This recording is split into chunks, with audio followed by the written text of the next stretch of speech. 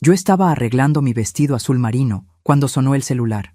Era un mensaje de mi hija Carmen que me llegó como un rayo. Mamá, necesito decirte algo. Rafael no te quiere en nuestra boda. Dice que solo traes problemas y que prefiere que no vayas.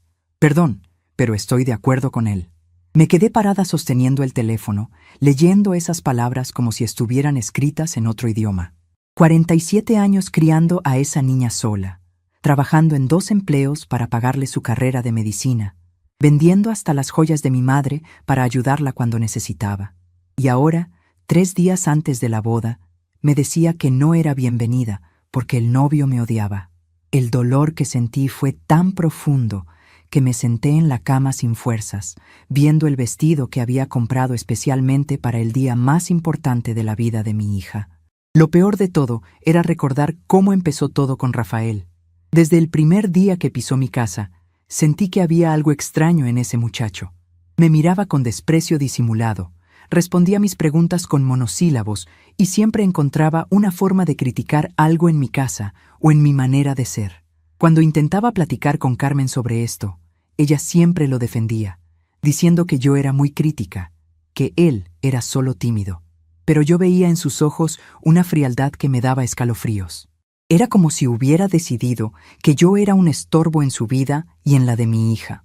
Durante 2 años de noviazgo, él fue alejando gradualmente a Carmen de mí, siempre con excusas convincentes, que yo era muy entrometida, que hablaba demasiado, que no entendía sus sueños. Intenté llamar a Carmen en ese mismo momento, pero no contestó.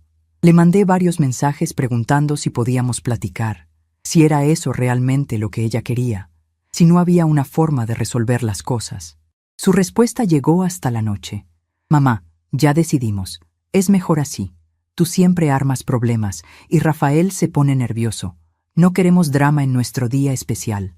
¿Problemas? ¿Drama?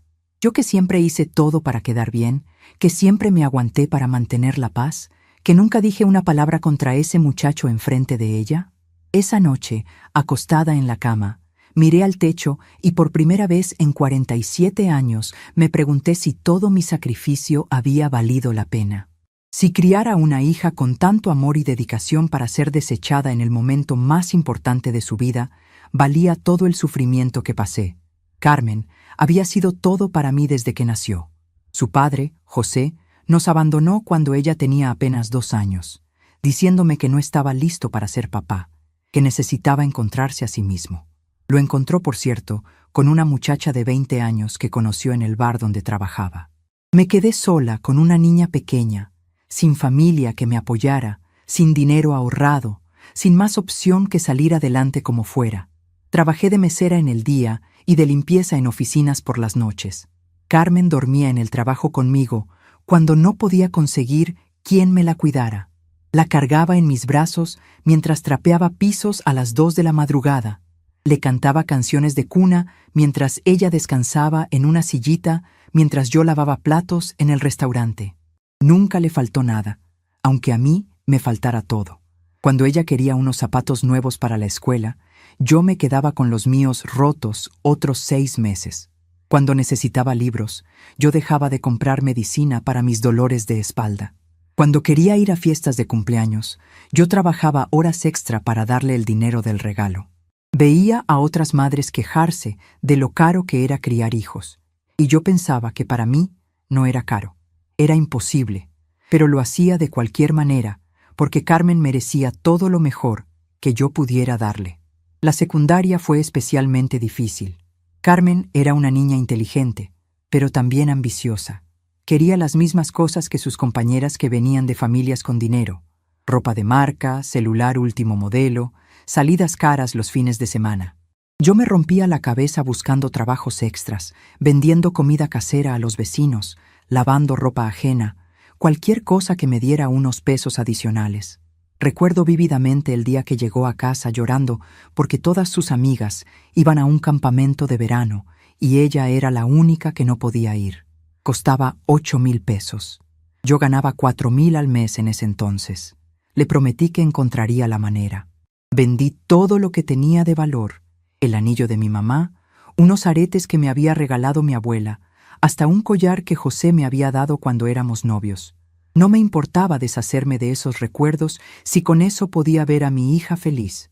Cuando le di el dinero para el campamento, Carmen me abrazó tan fuerte que pensé que se me iban a quebrar las costillas. «Eres la mejor mamá del mundo», me dijo. «Nunca voy a olvidar esto». Pero lo olvidó, como olvidó tantas otras cosas que hice por ella. La preparatoria trajo nuevos desafíos. Carmen había decidido que quería estudiar medicina, y yo sabía que eso significaba años de gastos enormes. Empecé a ahorrar desde el primer día de su primer año, guardando cada peso que podía, negándome cualquier gusto personal. Otros padres se preocupaban por el examen de admisión. Yo me preocupaba por cómo iba a pagar la colegiatura si lo pasaba. Trabajé hasta los domingos durante esos 3 años. Mis manos se llenaron de callos, mi espalda se jorobó de tanto cargar cosas pesadas, mis pies se hincharon de estar parada tanto tiempo. Pero cada vez que veía a Carmen estudiando en la mesa de la cocina, sabía que valía la pena. El día que la aceptaron en la universidad fue el más feliz de mi vida. Carmen gritó de emoción, corrió a abrazarme, lloró de felicidad. «Lo logramos, mamá», me dijo. «Lo logramos». Y sí, lo habíamos logrado. Pero el costo había sido enorme. Yo tenía 40 años y parecía de 50. Tenía canas, arrugas, várices, dolores de espalda crónicos. Parecía la abuela de Carmen, no su mamá. Pero no me importaba, porque estaba viendo a mi hija convertirse en la mujer exitosa que siempre supe que podía ser. Los años de universidad fueron financieramente brutales. La colegiatura era altísima, pero además estaban los libros, el transporte, la comida, el material de laboratorio, las prácticas médicas. Carmen necesitaba un uniforme especial, instrumentos médicos, una computadora. Yo dejé de ir al doctor completamente. Dejé de cortarme el pelo en estética, aprendí a hacerlo yo misma. Dejé de comprar ropa nueva, usaba solo lo que me regalaban las señoras para las que trabajaba. Mi vida se volvió Carmen y nada más que Carmen. Durante esos años, ella me visitaba los fines de semana. Llegaba cansada de estudiar, con hambre, necesitando que alguien la mimara.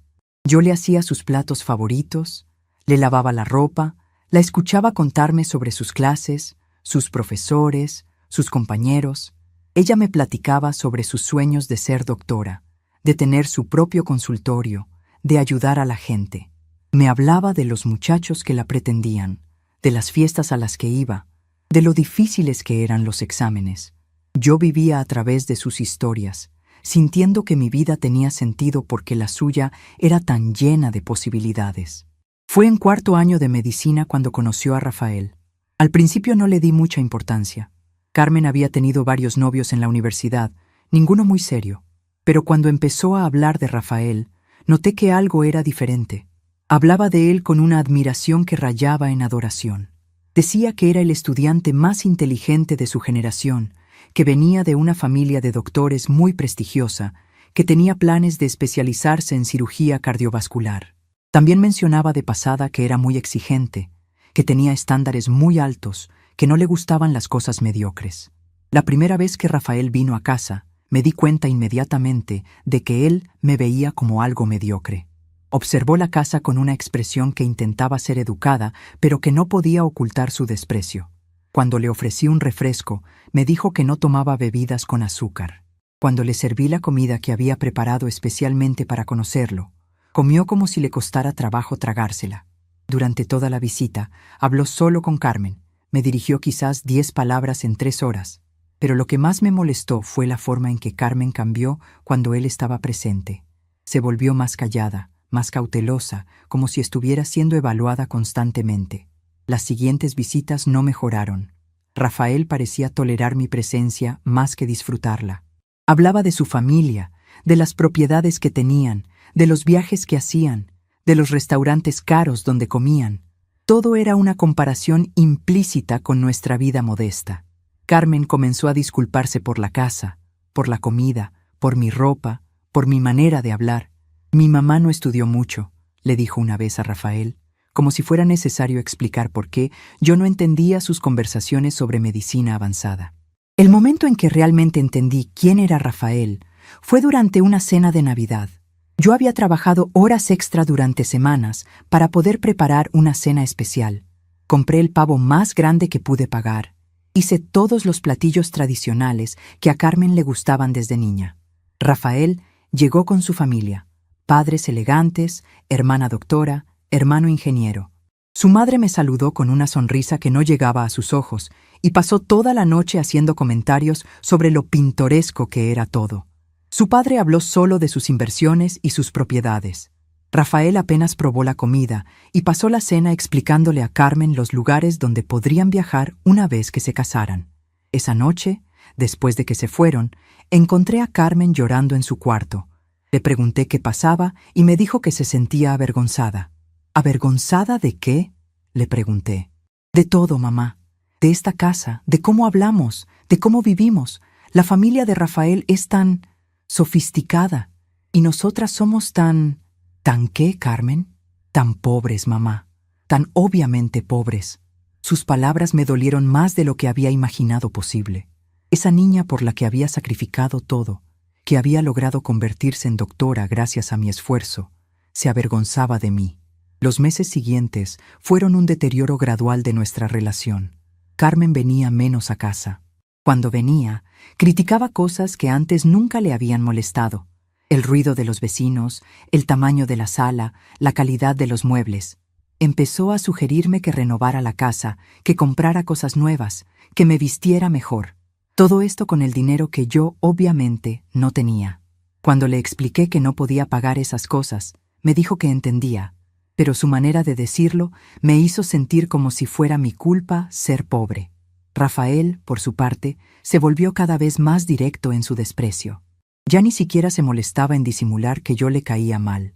Contestaba mis preguntas con monosílabos, evitaba comer lo que yo cocinaba, pasaba las visitas hablando por teléfono o viendo televisión. Una vez lo escuché decirle a Carmen: ¿En serio tienes que venir tan seguido?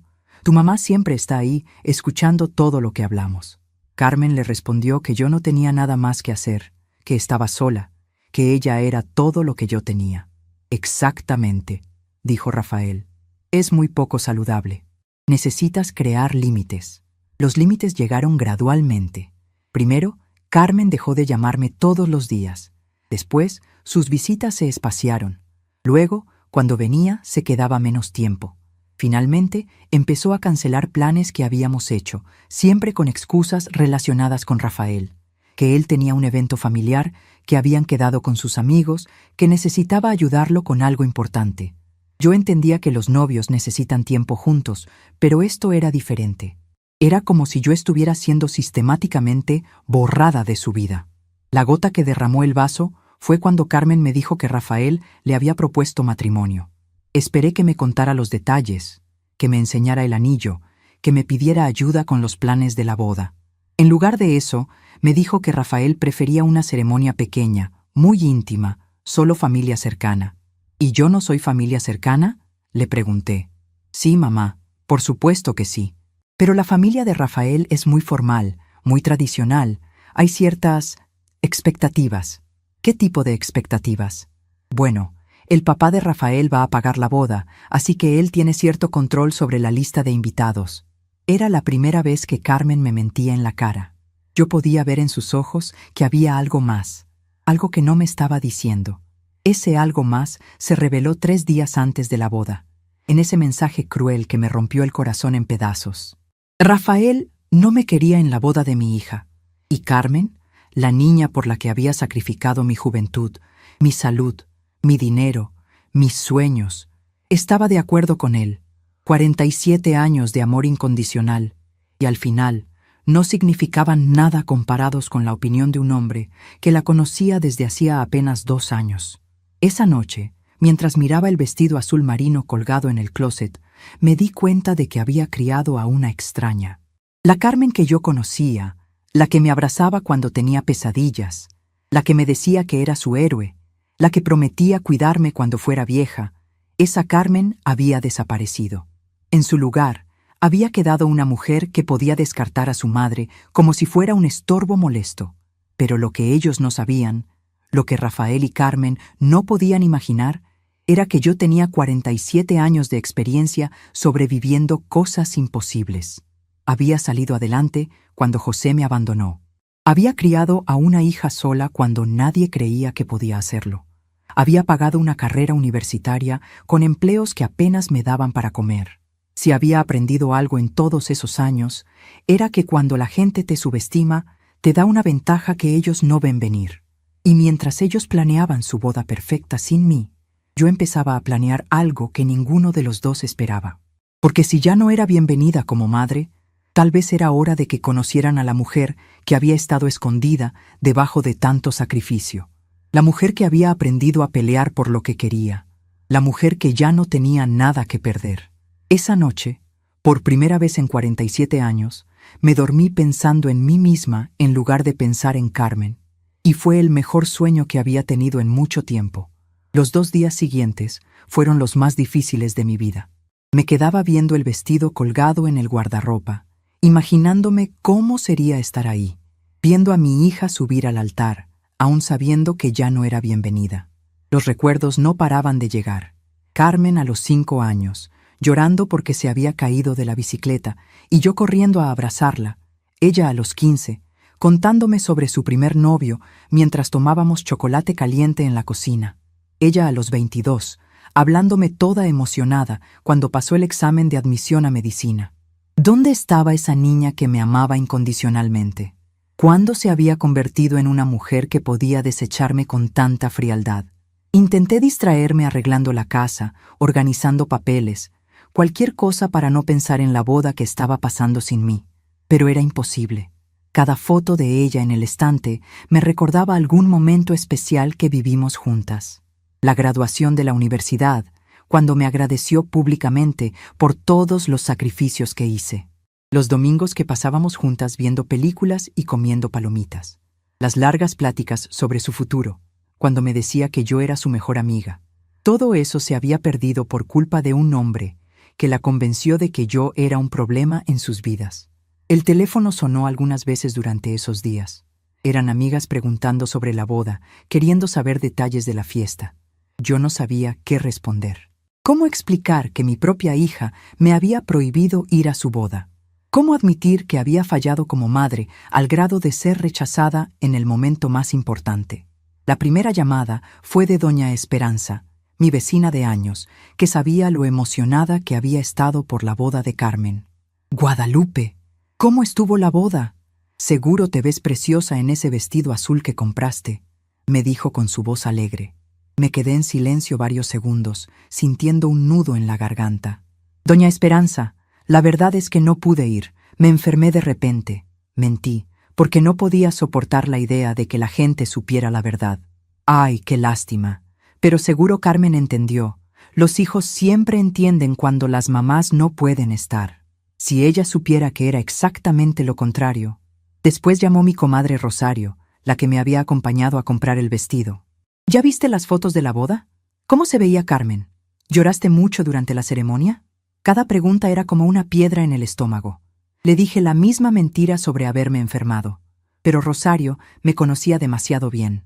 «Guadalupe, tu voz suena rara. ¿Seguro que estás bien? ¿No será que pasó algo con Rafael? Ese muchacho nunca me dio buena espina». Rosario tenía razón, pero era demasiado tarde para esas reflexiones. La tercera llamada fue la más dolorosa.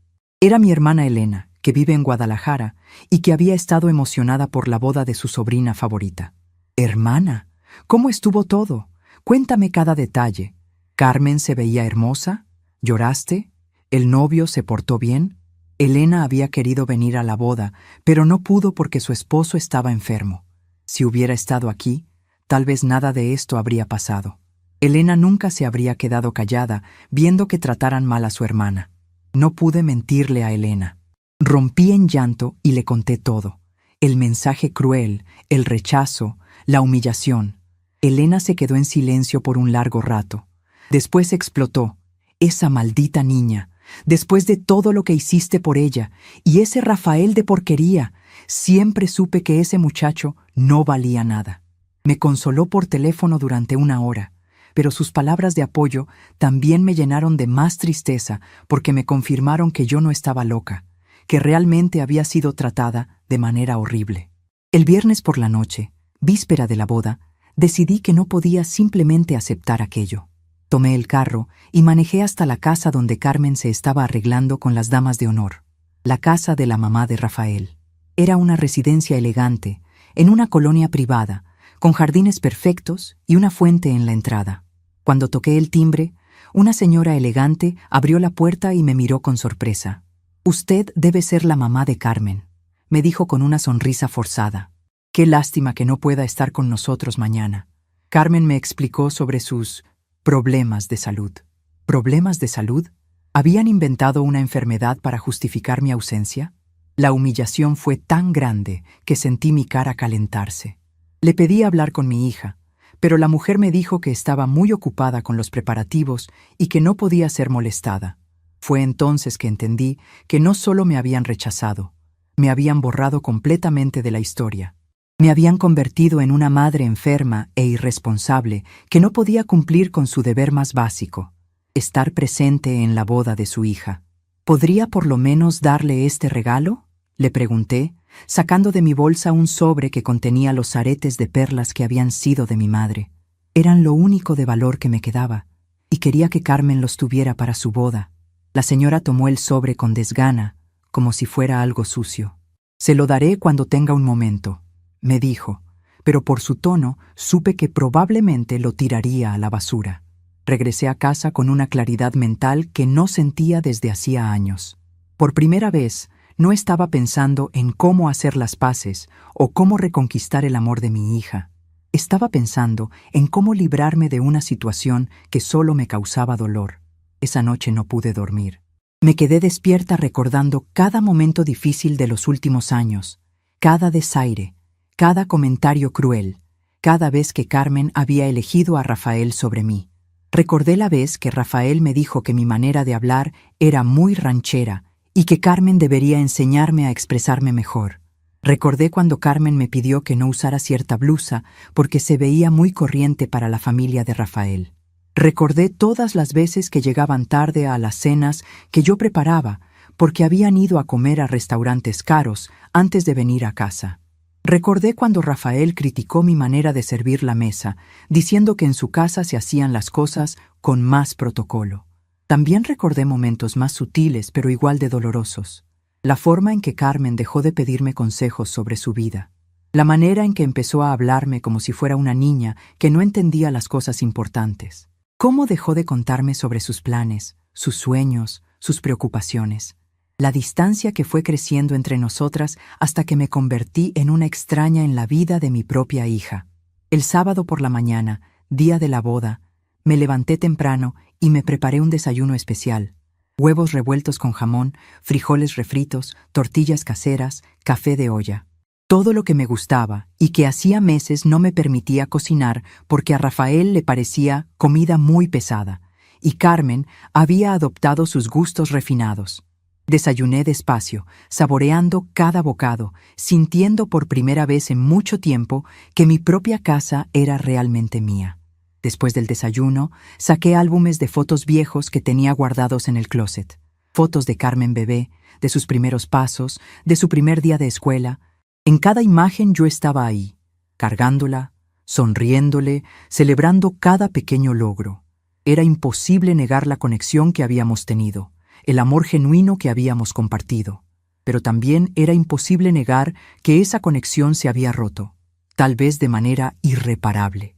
Mientras veía las fotos, recordé conversaciones específicas que habíamos tenido a lo largo de los años. Carmen a los 8 años, diciéndome, «Mamá, cuando sea grande voy a comprar una casa grande y tú vas a vivir conmigo para siempre». Carmen a los 16, abrazándome después de una pelea con sus amigas, «Tú eres la única persona en quien puedo confiar, mamá. Tú nunca me vas a fallar». Carmen a los 21, llorando cuando tuvo que hacer su servicio social en un hospital público. «No sé cómo voy a poder hacer esto, mamá. Tú siempre fuiste más fuerte que yo». ¿Qué había pasado con esa niña que me admiraba? ¿En qué momento había decidido que yo era un estorbo en lugar de un apoyo?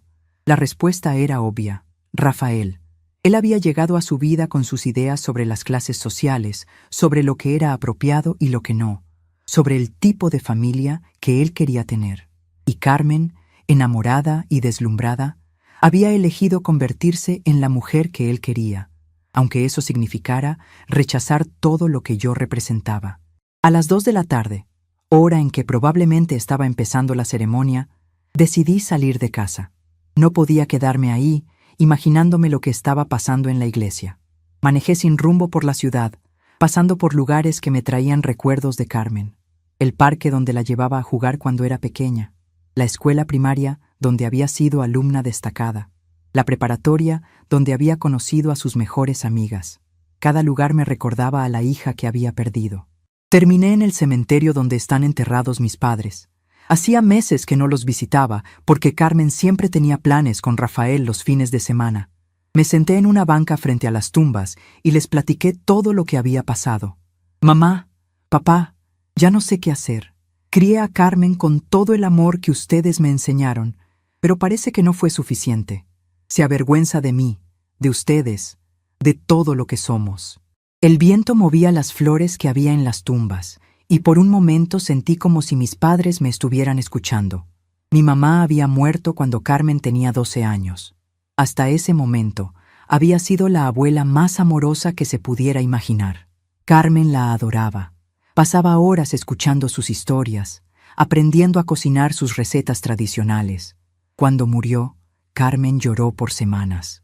¿Por qué se tuvo que morir mi abuelita? Era la persona más buena del mundo.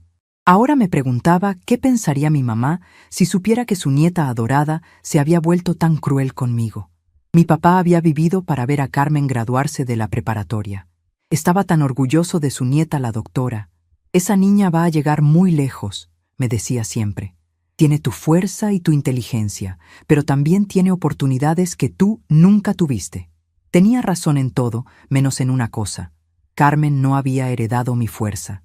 La primera vez que tuvo que elegir entre lo fácil y lo correcto, eligió lo fácil. Cuando regresé a casa al atardecer, encontré varios mensajes en mi teléfono. Uno era de Elena, preguntando cómo me sentía. Otro era de doña Esperanza, diciendo que había visto a Carmen en las redes sociales y que se veía hermosa. El tercero era de un número que no reconocí. Era un mensaje de texto corto. Señora Guadalupe, soy Leticia, amiga de Carmen desde la universidad. No estuve en la boda porque no me invitaron después de preguntar por usted. Solo quería que supiera que hay gente que sabe lo que realmente pasó y que no estamos de acuerdo. Ese mensaje me dio un poco de esperanza. Al menos había una persona en el mundo de Carmen que había visto la injusticia de mi situación. Leticia había sido una buena amiga durante años. Venía seguido a casa. Siempre me trataba con cariño y respeto. Aparentemente, cuando se enteró de que yo no estaría en la boda, había cuestionado a Carmen y había sido excluida por eso. Era reconfortante saber que mi ausencia no había pasado completamente desapercibida. Esa noche, mientras cenaba sola en mi cocina, pensé en todas las cenas familiares que había cocinado a lo largo de los años. Miles de comidas preparadas con amor, miles de conversaciones alrededor de esa mesa, miles de momentos compartidos que ahora parecían no haber significado nada para Carmen. La mesa que antes se sentía pequeña para tanto amor, ahora se sentía enorme para mi soledad. Decidí hacer algo que no había hecho en años. Llamar a algunas amigas que había perdido por dedicar todo mi tiempo a Carmen y su carrera. La primera fue Mercedes, mi compañera de trabajo de hace años, que siempre me invitaba a salir y que yo siempre rechazaba porque tenía que hacer algo para Carmen. Guadalupe, qué sorpresa, ¿cómo estás? ¿Cómo va Carmen? Cuando le expliqué la situación, Mercedes se indignó tanto como Elena. Siempre te dije que esa niña te tenía demasiado consentida, te absorbió la vida completa. La segunda llamada fue a mi prima Gloria, que vivía en la misma ciudad pero que yo había dejado de ver porque Carmen no la soportaba. Decía que Gloria era muy corriente y que la avergonzaba. Gloria se alegró mucho de escucharme y me invitó a comer al día siguiente. Ya era hora de que te acordaras de que tienes más familia, además de esa niña malagradecida, me dijo con su franqueza característica. La tercera llamada fue la más difícil. Era a José, el papá de Carmen. Hacía años que no hablábamos, desde que ella cumplió 18, y legalmente ya no necesitaba su pensión alimenticia. José había rehecho su vida completamente. Tenía otros hijos, otra familia, pero cuando le conté lo que había pasado, su reacción me sorprendió. Guadalupe, lo siento mucho. Yo sé que tú hiciste todo por esa niña. Si ella no lo valora, es su pérdida, no la tuya. Fue extraño recibir palabras de apoyo del hombre que me había abandonado cuando más lo necesitaba. Pero también fue liberador. Si hasta José podía reconocer que yo había sido una buena madre, entonces tal vez el problema no era conmigo. Tal vez Carmen simplemente se había convertido en una persona diferente, una persona que yo ya no reconocía como mi hija. Esa noche, antes de acostarme, escribí en un cuaderno que había comprado años atrás, pero que nunca había usado. Carmen me había dicho que escribir ayudaba a procesar los sentimientos, aunque estoy segura de que nunca imaginó que yo escribiría sobre el dolor que ella me había causado. Escribí sobre mi confusión, mi tristeza, mi decepción, pero también escribí sobre algo nuevo que estaba sintiendo, una extraña sensación de libertad.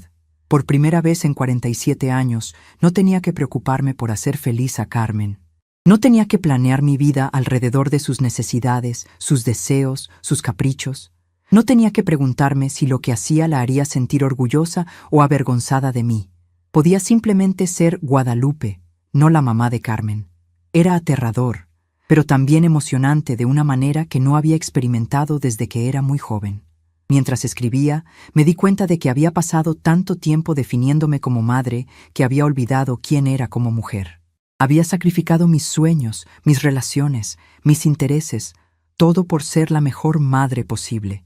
Y ahora que esa identidad me había sido arrebatada, tenía la oportunidad de redescubrirme. Era doloroso, pero también lleno de posibilidades. El domingo por la mañana me desperté con una resolución clara. No iba a seguir llorando por una hija que había elegido rechazarme. No iba a seguir esperando a que recapacitara y se disculpara. No iba a seguir viviendo en el pasado, recordando a la niña dulce que ya no existía. Era hora de empezar a vivir para mí misma, de construir una vida que no dependiera de la aprobación o el amor de Carmen. Y aunque todavía no sabía exactamente cómo iba a hacerlo, una cosa era segura. Ellos habían subestimado completamente a la mujer que habían decidido desechar. Habían visto solo a la madre sacrificada, a la mujer humilde que siempre se ponía al final de la fila. Pero no habían visto a la mujer que había sobrevivido al abandono, que había criado a una hija sola, que había trabajado 2 empleos durante años sin rendirse nunca. Esa mujer aún existía debajo de tantos años de sacrificio maternal, y por primera vez en décadas estaba despertando. El lunes por la mañana me levanté con una energía que no había sentido en años. Después de pasar el fin de semana procesando todo lo que había pasado, tenía una claridad mental completamente nueva. Por primera vez, no estaba pensando en cómo hacer las paces o cómo reconquistar el amor de mi hija. Estaba pensando en cómo librarme de una situación que solo me causaba dolor. Me serví mi café y en lugar de sentarme a lamentarme, abrí mi computadora y comencé a investigar algo que había estado en mi mente desde la noche anterior. Busqué información sobre el salón donde se había hecho la boda de Carmen. No fue difícil encontrarlo. Era un lugar caro y elegante en la zona más exclusiva de la ciudad, exactamente el tipo de lugar que la familia de Rafael elegiría para mostrar su estatus. Llamé al salón temprano en la mañana.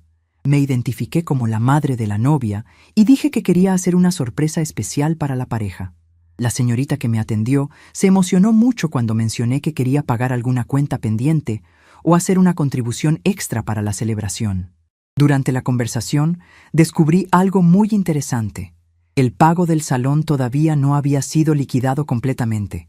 Había una cantidad final de 50,000 pesos que se pagaría después de la fiesta. La familia de Rafael había garantizado que el dinero estaría disponible, pero aún no habían hecho el depósito. Fue entonces cuando tuve una idea. Pedí todos los detalles de la cuenta pendiente y dije que haría una transferencia especial. La muchacha del salón estaba radiante, diciendo que era hermoso ver a una madre tan dedicada. Si ella supiera que yo ni siquiera había sido bienvenida en la fiesta, después de colgar, me quedé sentada en la sala pensando en lo que iba a hacer. No era venganza en el sentido cruel de la palabra, era justicia.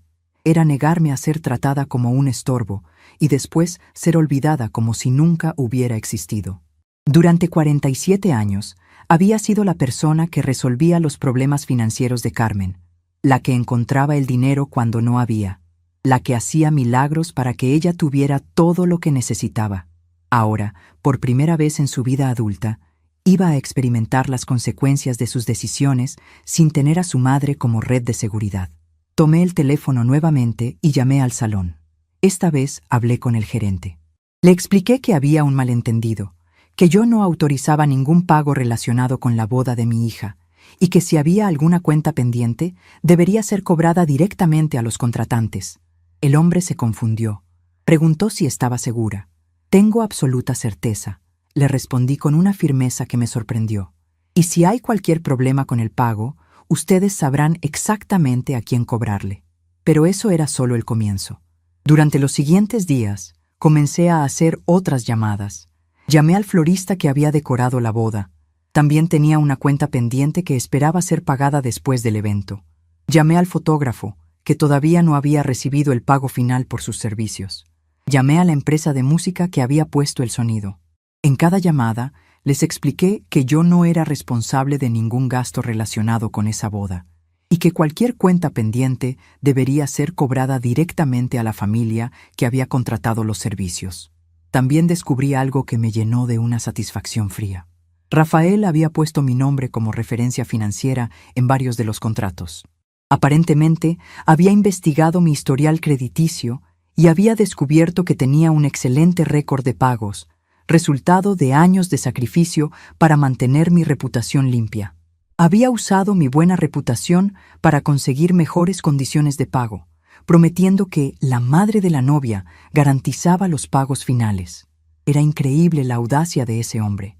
No solo me había rechazado y humillado, sino que había usado mi nombre y mi reputación financiera para asegurar su boda perfecta. Había asumido que yo estaría tan desesperada por mantener una relación con Carmen que pagaría cualquier cuenta que ellos dejaran pendiente, sin importar cómo me hubieran tratado.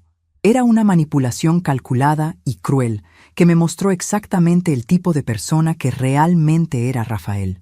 Esa tarde recibí la primera llamada desesperada.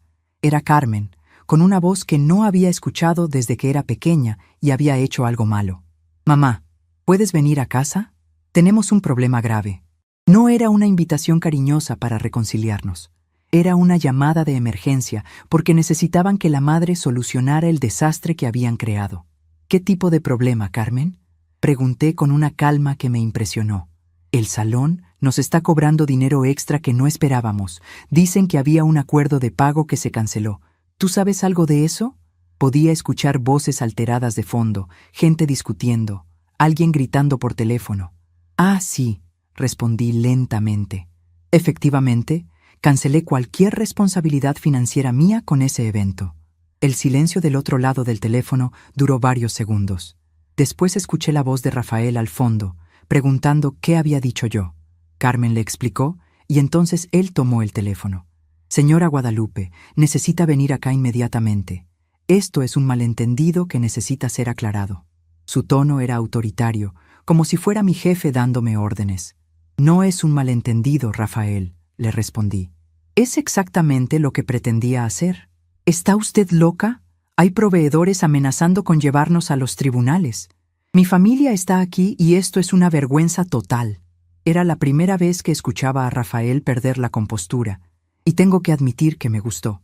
«Rafael», le dije con una voz más serena de lo que me sentía, «ustedes decidieron que yo no era lo suficientemente buena para estar en su boda. Pues entonces tampoco soy lo suficientemente buena para pagar por ella». Carmen volvió a tomar el teléfono y por primera vez en meses escuché pánico real en su voz. «Mamá, por favor, esto se está saliendo de control. Puedes estar enojada conmigo, pero no hagas esto. Hay mucha gente involucrada, hay contratos, hay problemas legales». «Carmen», la interrumpí, «tú hiciste una decisión. Decidiste que un hombre que me odia era más importante que la madre que te crió. Decidiste humillarme inventando una enfermedad para explicar mi ausencia. Decidiste borrarme de tu vida. Ahora yo también estoy haciendo mis decisiones». El llanto de Carmen se hizo más fuerte. Era el mismo llanto de cuando era pequeña y no conseguía lo que quería. «Mamá, necesito que vengas acá. Podemos arreglar esto, podemos hablar». «Hablar», repetí. «Ustedes tuvieron 2 años para hablar conmigo. Tuvieron la semana pasada para hablar conmigo, pero prefirieron inventar que estaba enferma antes que admitir que me rechazaron. Fue entonces cuando escuché la voz de la madre de Rafael al fondo. La misma señora elegante que me había recibido en su casa con desprecio, ahora estaba gritando sobre la vergüenza que esto representaba para su familia. «Dígale a esa mujer que venga acá inmediatamente a resolver este desastre». Rafael tomó el teléfono otra vez. «Señora Guadalupe, mi madre quiere hablar con usted». «Dígale a su madre», respondí con una tranquilidad que me sorprendió, «que ya tuvimos nuestra conversación el viernes pasado, y que si quiere hablar de vergüenzas, podemos empezar por cómo trataron a la madre de la novia». Después de colgar, me serví otro café y me senté en mi sillón favorito. Por primera vez en años, mi casa estaba completamente silenciosa, pero no era un silencio triste. Era un silencio de paz. No había nadie criticando mi manera de hablar, nadie quejándose de mi comida, nadie haciéndome sentir que era un estorbo en mi propia casa. Era mi espacio, con mis reglas, con mis decisiones. El teléfono siguió sonando durante toda la tarde. Primero era Carmen, después Rafael, después la madre de Rafael. Cada llamada era más desesperada que la anterior. En algún momento, Elena me llamó para preguntarme cómo estaba y le conté lo que había hecho. Se rió tan fuerte que pensé que se iba a ahogar. «Hermana, eres mi heroína. Ojalá hubiera estado ahí para ver las caras de esos creídos cuando se dieron cuenta de que no iban a poder aprovecharse de ti». La noche del lunes, recibí un mensaje de texto de un número desconocido. Era de Leticia, la amiga de Carmen que me había escrito el día anterior. «Señora Guadalupe, Carmen me pidió que le hablara.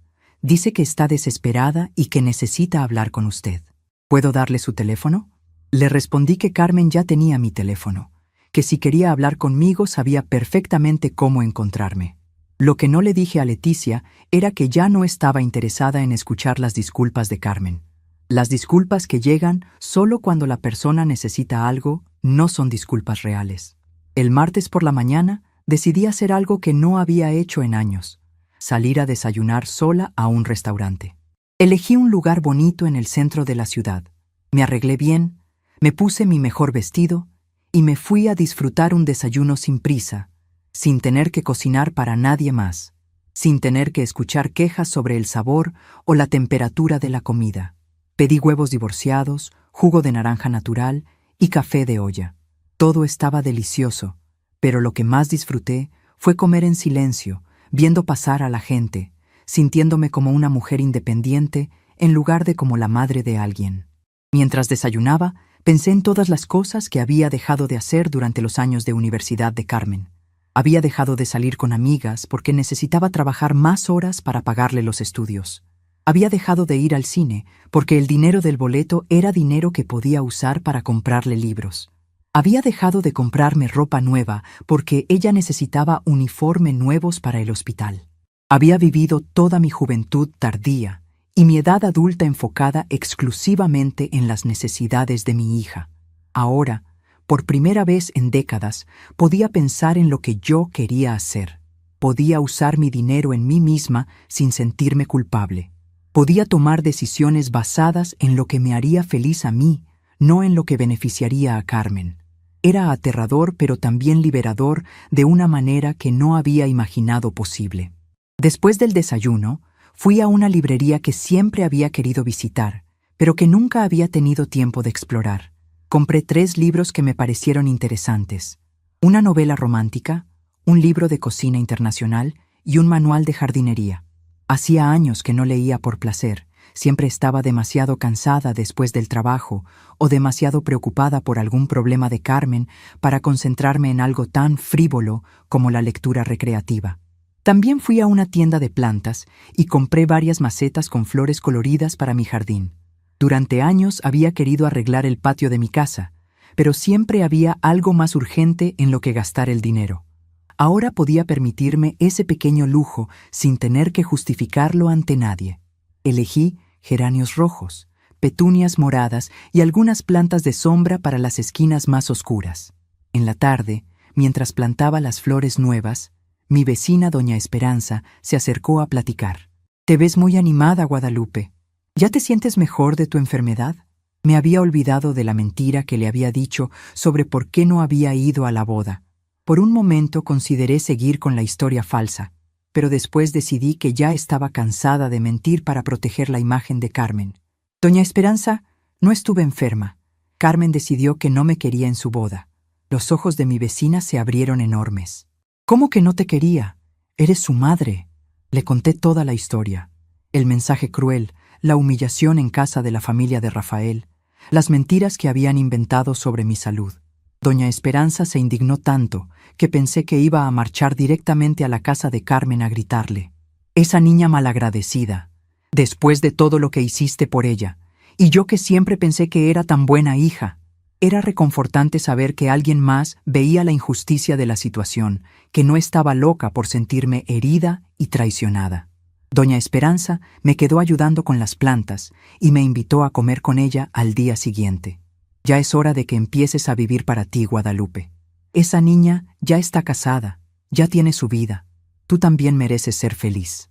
Esa noche, mientras regaba mis plantas nuevas, recibí otra llamada de Carmen. Esta vez su voz sonaba diferente, más calmada, pero también más fría. «Mamá, necesitamos hablar. ¿Puedo ir a tu casa mañana?» «¿Para qué quieres hablar, Carmen?»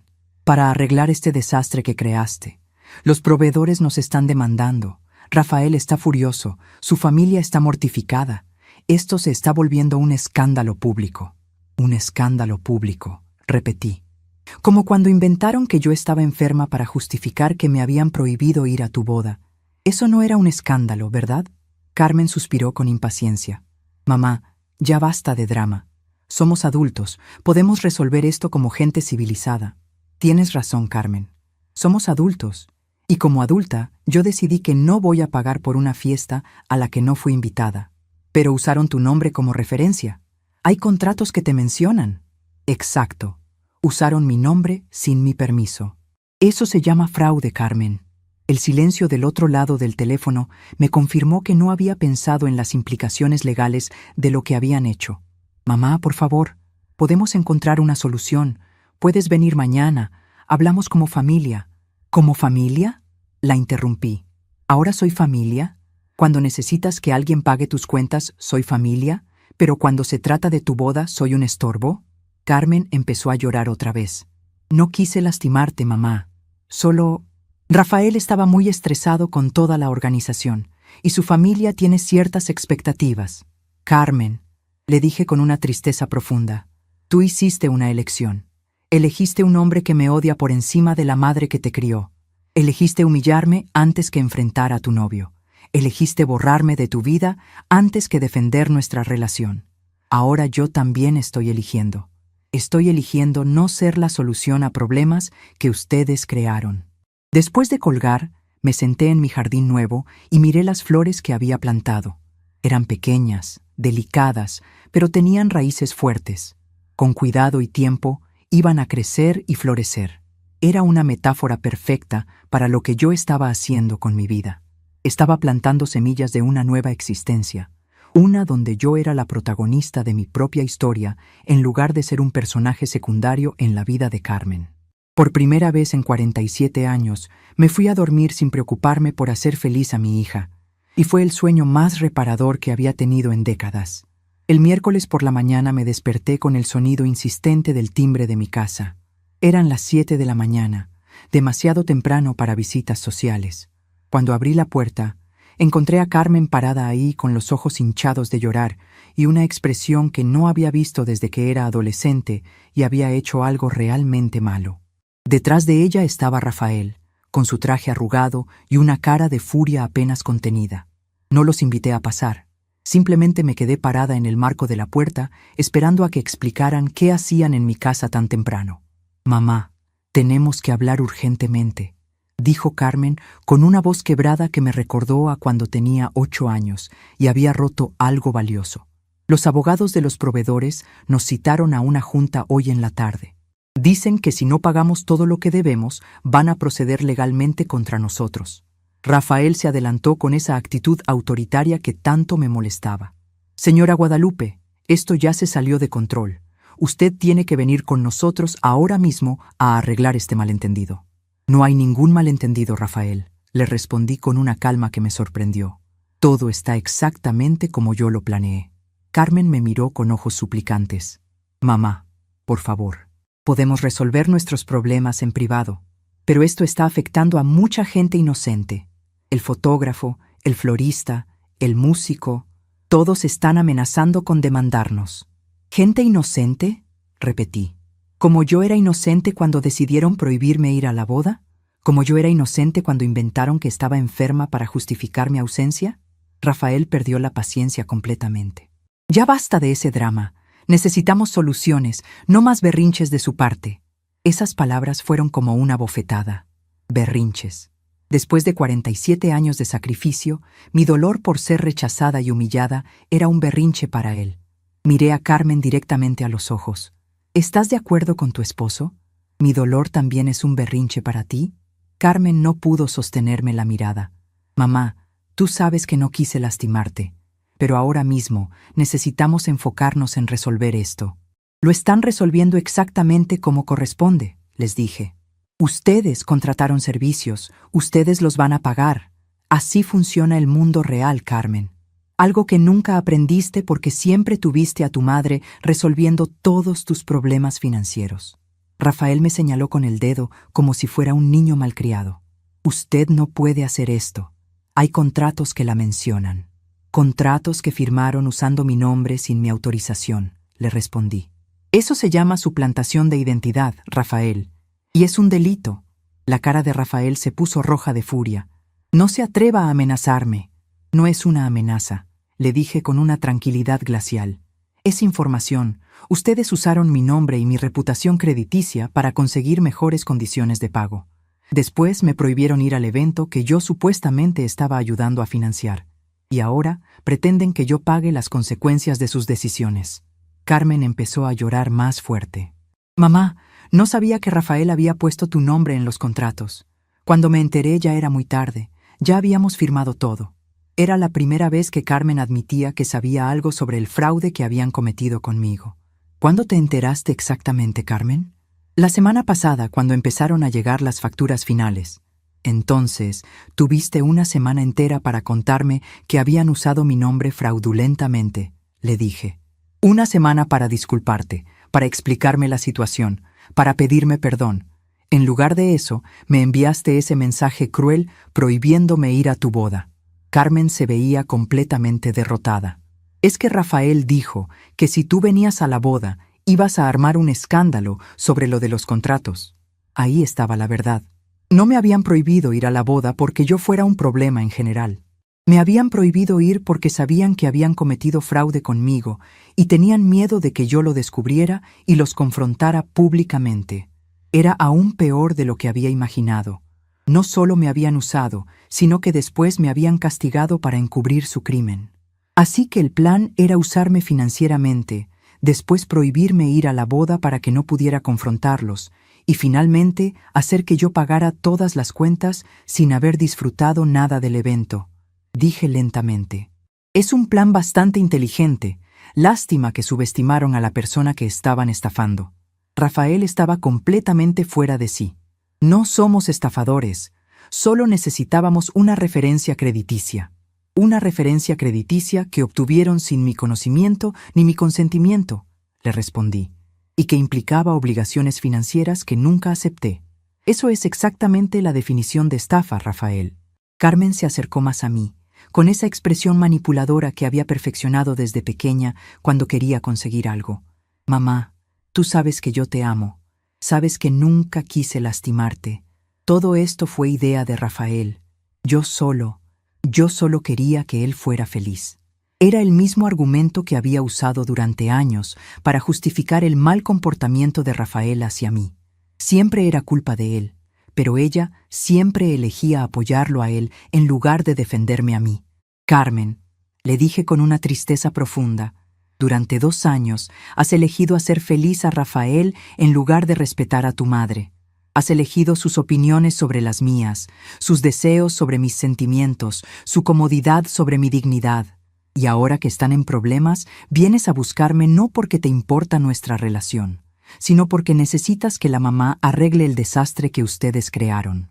El teléfono de Rafael sonó y contestó con desesperación.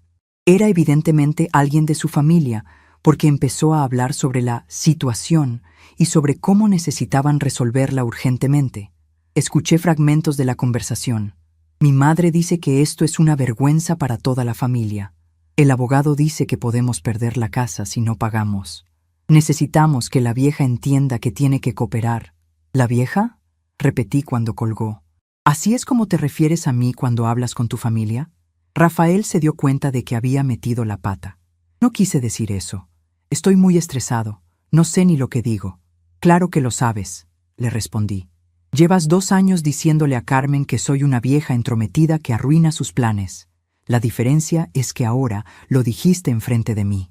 Carmen trató de defender a su esposo otra vez. Mamá, Rafael no piensa eso realmente.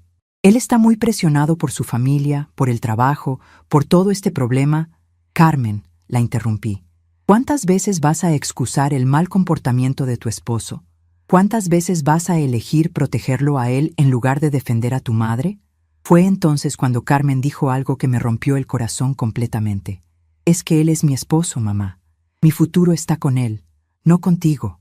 Esas palabras se quedaron flotando en el aire como una sentencia de muerte.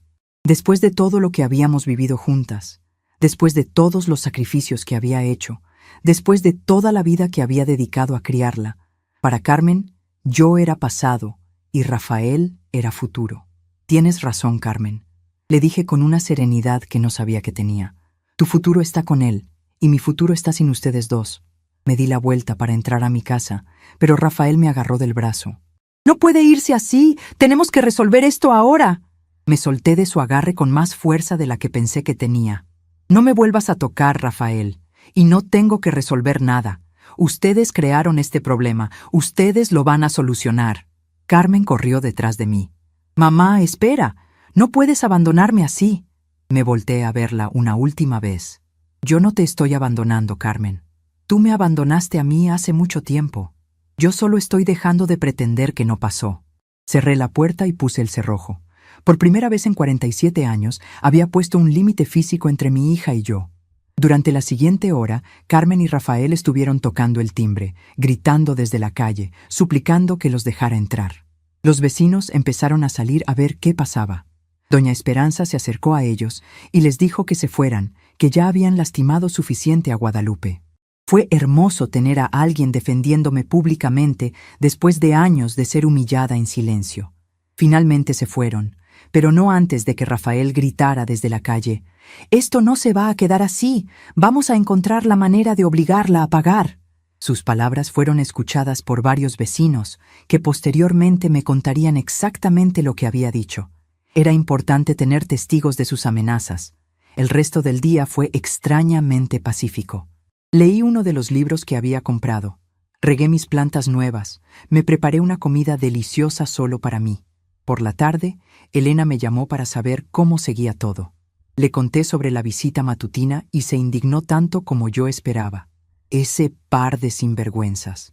Primero te humillan y después pretenden que los saques del problema. Lo que más me dolió, le confesé a Elena, fue cuando Carmen dijo que su futuro estaba con Rafael, no conmigo, como si todos estos años no significaran nada. Elena suspiró profundamente. Hermana, esa niña se perdió. Se casó con un hombre que la convenció de que su familia no valía nada, pero tú ya no puedes salvarla de sus decisiones. En la noche, mientras cenaba tranquilamente en mi cocina, recibí una llamada de un número desconocido. Era un abogado que se identificó como representante legal de varios de los proveedores de la boda. Señora Guadalupe, entendemos que hay algunas confusiones sobre las responsabilidades de pago de ciertos servicios contratados para la boda de su hija. No hay confusiones, licenciado, le respondí.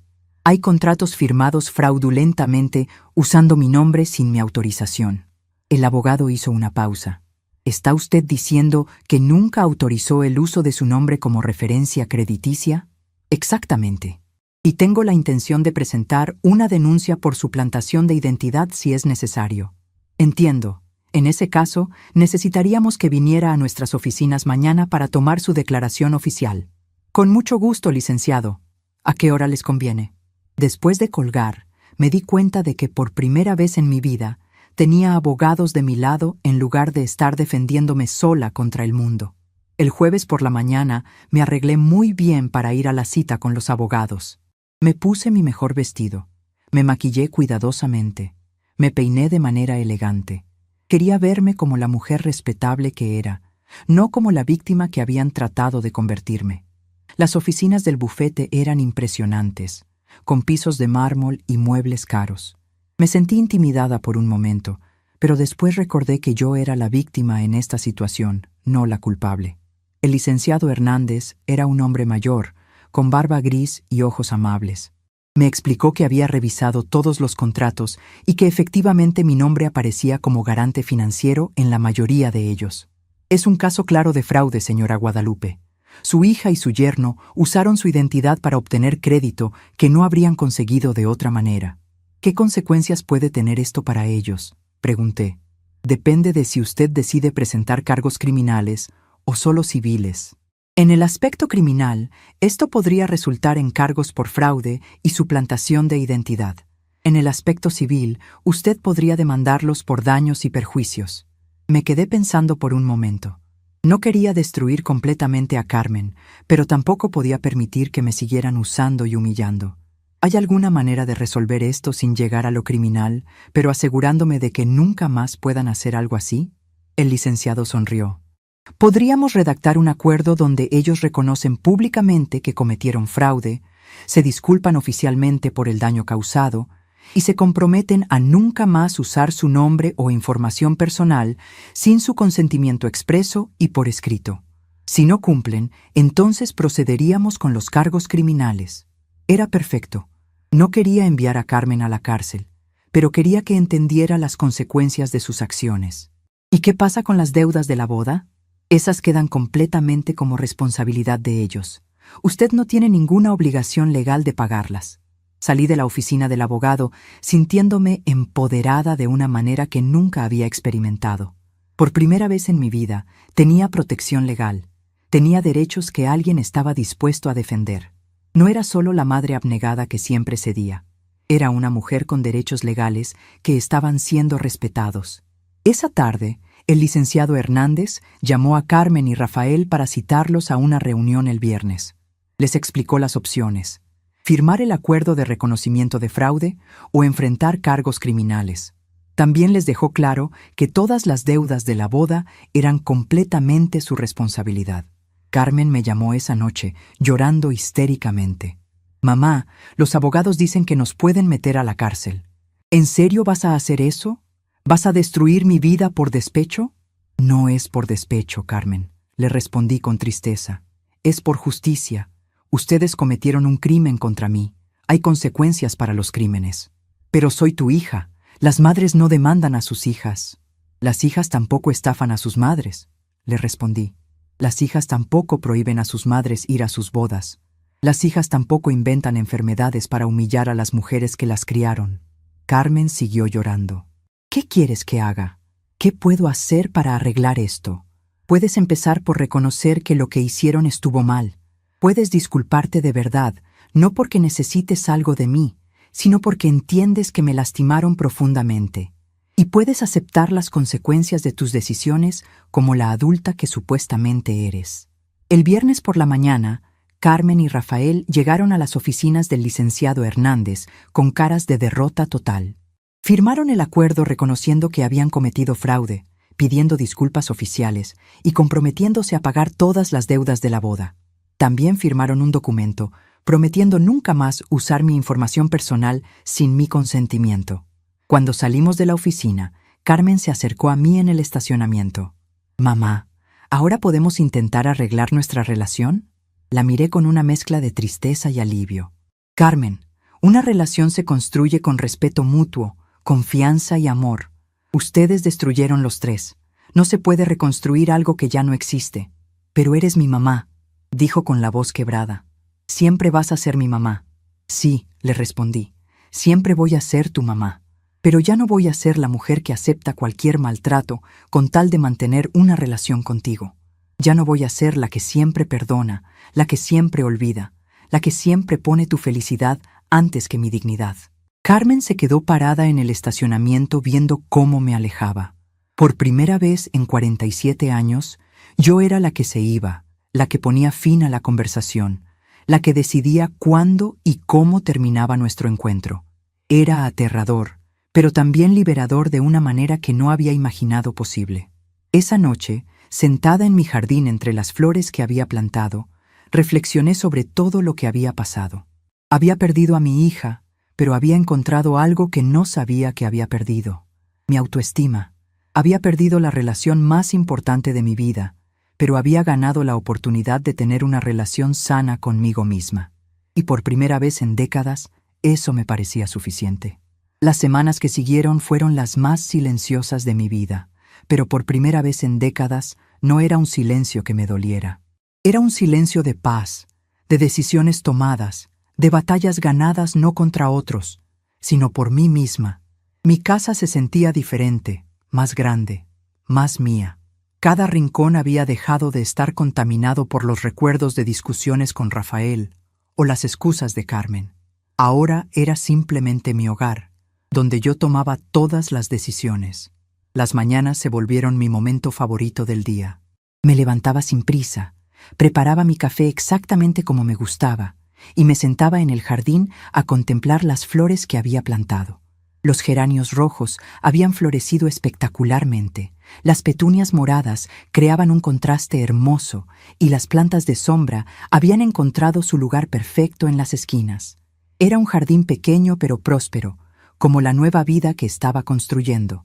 Una mañana, mientras regaba las plantas, doña Esperanza se acercó con 2 tazas de café. «Te ves diferente, Guadalupe», me dijo mientras nos sentábamos en las sillas del patio. «Te ves tranquila». Tenía razón. Por primera vez en años, no tenía esa tensión constante en los hombros, esa preocupación permanente en el estómago. Ya no estaba esperando la próxima crisis de Carmen, la próxima demanda económica, el próximo desprecio de Rafael. «Me siento como si hubiera despertado de un sueño muy largo», le confesé. Un sueño donde yo no existía, donde solo era la madre de alguien más. Doña Esperanza asintió sabiamente. A veces necesitamos perder algo para darnos cuenta de que teníamos otras cosas más importantes. Tú perdiste a una hija ingrata, pero te encontraste a ti misma. Los días adquirieron una rutina nueva y reconfortante. Por las mañanas cuidaba mi jardín y leía los libros que había comprado. El manual de jardinería me había enseñado tanto sobre el cuidado de las plantas que estaba considerando ampliar mi jardín al patio trasero. La novela romántica me recordó que existían historias de amor que no terminaban en traición y dolor. El libro de cocina internacional me inspiró a preparar platillos que nunca me había atrevido a hacer porque a Rafael le parecían exóticos. Por las tardes salía a caminar por el centro de la ciudad, explorando tiendas que antes no tenía tiempo de visitar, hablando con gente que no conocía mi historia familiar, siendo simplemente Guadalupe en lugar de la madre de Carmen la doctora. Era liberador presentarme sin tener que mencionar los logros de mi hija como si fueran mi única identidad. Elena venía a visitarme los fines de semana. En una de esas visitas, mientras compartíamos una comida deliciosa que había preparado usando una receta italiana del libro nuevo, me preguntó si extrañaba a Carmen. «La extraño», le dije honestamente, «pero extraño a la Carmen que yo creía que era, no a la Carmen que realmente es. Extraño a la niña que me abrazaba cuando tenía pesadillas, no a la mujer que inventó que yo estaba enferma para justificar mi ausencia en su boda». Una tarde, mientras organizaba papeles viejos, encontré una carta que Carmen me había escrito cuando tenía 16 años y habíamos tenido una pelea sobre sus calificaciones. En la carta me pedía perdón y me decía que sabía que todo lo que yo hacía era por su bien, que me amaba más que a nadie en el mundo. Leí la carta 3 veces, recordando a esa adolescente que aún era capaz de reconocer mis sacrificios. Después, la guardé en una caja junto con otras memorias del pasado. No la tiré, pero tampoco la dejé donde pudiera verla todos los días. Un mes después del incidente legal, recibí una llamada de Leticia, la amiga de Carmen que me había escrito después de la boda. «Señora Guadalupe, ¿podríamos platicar? Me gustaría visitarla si no le molesta». Leticia llegó esa tarde con flores del mercado y una sonrisa genuina. Me contó que Carmen había estado muy deprimida desde nuestra confrontación que su matrimonio con Rafael no estaba yendo bien, que se había dado cuenta de que había cometido errores terribles. ¿Te pidió que vinieras a hablar conmigo?, le pregunté directamente. Leticia negó con la cabeza. No, señora. Vine porque quería que supiera que hay gente que entiende lo que pasó, que no todos estamos de acuerdo con cómo la trataron. Sus palabras fueron reconfortantes, pero también me confirmaron que Carmen seguía sin tener el valor de enfrentarme directamente. Las noches se volvieron especiales también. Cocinaba exactamente lo que me provocaba. Veía las películas que me gustaban. Me acostaba a la hora que quería. No había nadie criticando mis decisiones, nadie haciendo comentarios despectivos sobre mis gustos, nadie haciéndome sentir que mis preferencias eran incorrectas. Era una libertad simple, pero profunda. 3 meses después, mientras desayunaba en mi restaurante favorito del centro, vi a Carmen entrar con una amiga. Nuestros ojos se encontraron por un momento. Ella se veía más delgada, más cansada, con una tristeza en los ojos que no había visto antes. Por un instante, el corazón se me aceleró y sentí el impulso maternal de acercarme a preguntar si estaba bien. Pero después recordé todo lo que había pasado, todas las humillaciones, todas las traiciones. Le sostuve la mirada por unos segundos, después volví tranquilamente a mi desayuno. Carmen se quedó parada en la entrada del restaurante por varios minutos, como si estuviera reuniendo valor para acercarse. Finalmente, se fue sin decir nada. Fue la confirmación de que ambas habíamos aceptado la nueva realidad. Éramos extrañas que compartían una historia, pero ya no una relación activa. Esa noche, por primera vez desde todo el incidente, lloré. Pero no era un llanto de autocompasión o de arrepentimiento. Era un llanto de duelo, de despedida final a la relación madre-hija que había definido mi existencia durante 47 años. Era necesario, catártico, liberador.